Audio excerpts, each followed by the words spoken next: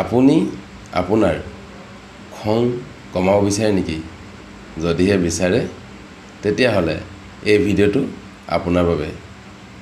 এটা কথা মন কৰিব, আপুনি খং সেইজন ব্যক্তিকহে কৰে যিজনক আপুনি বলে পাৰে, যিজন আপোনাতকৈ নিৰ্বল, নহয়নে?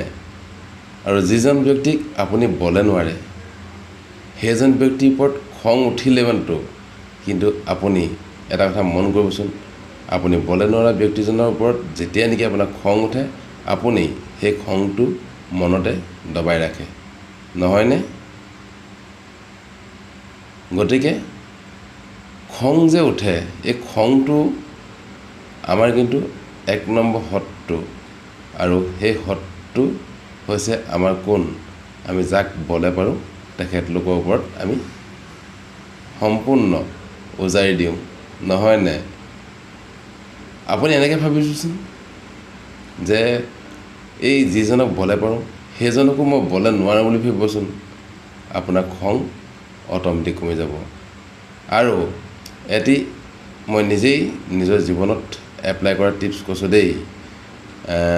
এনেকৈ নাভাবিব যে বৰ বিশেষজ্ঞ ব্যক্তি বুলি, কিন্তু নিজে নিজৰ জীৱনত কৰি পাইছোঁ। যেতিয়া নেকি আপোনাৰ অধিক খং উঠিব এগিলাচ পানী খাব আৰু খং কমি যাব, নহয়নে? আপুনি এবাৰ এজন ব্যক্তিক খং কৰাৰ পিছত যেতিয়া আপোনাৰ খংটো কমিব তেতিয়া আপুনি এবাৰ বিবেচনা কৰিব যে মই খং কৰিছিলোঁ হয়, কিন্তু দুখটো কাৰ আছিল, মোৰ নে তাৰ? নে মই এইবাবেই খং কৰিছিলোঁ মই তেখেতক বলে পাৰোঁ? ভাবিবচোন, তেতিয়া পিছদিনাখনৰ পৰা আপুনি নিজকে কণ্ট্ৰল কৰিবলৈ আৰম্ভ কৰিব। যদিহে ভিডিঅ'টো ভাল লাগিলে লাইক শ্বেয়াৰ কৰিব নাপাহৰিব দেই, আৰু এনেধৰণৰ ভিডিঅ' পাই থাকিবলৈ মোৰ লগত যুক্ত হৈ থাকিব। Thank U.